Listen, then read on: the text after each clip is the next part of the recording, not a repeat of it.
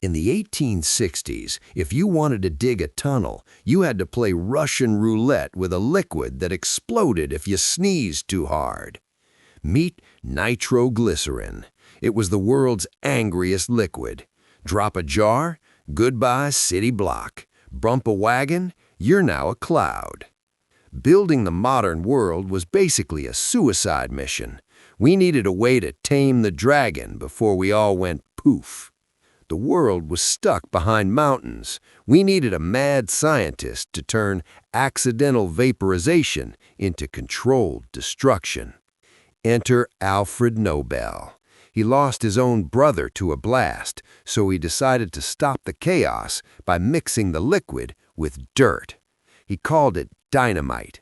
He realized that if you soaked the angry juice into porous clay, it became as stable as a brick. You could drop it, kick it, or bake it in a pie, and it wouldn't go off. You needed a special invitation to start the party. That invitation was the blasting cap.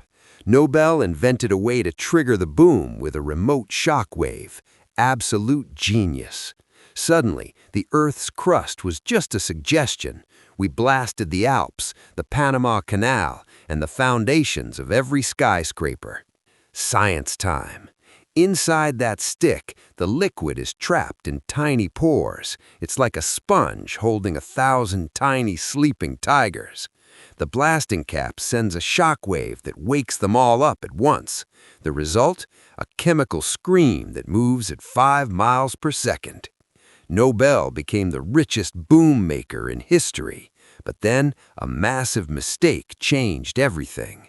A newspaper printed his obituary by mistake, calling him the Merchant of Death, who got rich by finding ways to kill more people. He didn't want that to be his legacy, so he took his dynamite fortune and created a prize for the best of humanity. So, how does this affect you? Look at your roads. Every highway you drive on was carved out using Nobel's safe boom. The water you drink, the tunnels that carry it were blasted through solid bedrock. Dynamite literally cleared the path for civilization. It turned a weapon of war into the ultimate tool of peace and progress. One man's guilt built the foundations of our world. He went from the Merchant of Death to the Godfather of Genius. Not a bad way to handle a PR crisis. Next time you see a skyscraper, remember, it all started with some very angry liquid and a lot of dirt. Stay explosive.